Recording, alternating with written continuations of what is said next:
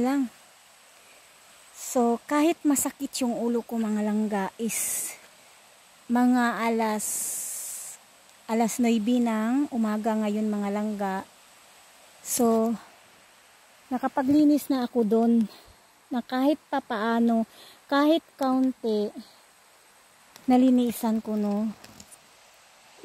Ayaw ko na talagang paspasan mga langga kasi yung katawan ko lang, di talaga kaya lang, no. So, ito lang, oh, ayan. Ito yung sitaw ko na manluris talaga siya mga langga, no. Pero, unti-unti na talaga siyang na ano langga, na hill ba? Naulian ba lang?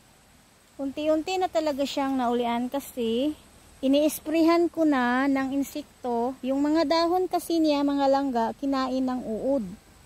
At saka mga langga, may bunga na siya lang, look at. Ayan.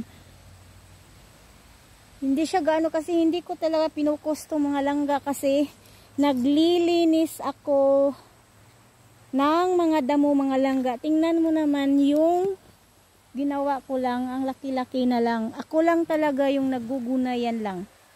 Ako lang naguguna dito lang. So ngayon, kakatapos ko lang kaya nakapag-video ako mga langga. Ipakita ko sa'yo ko yung nilinisan ko.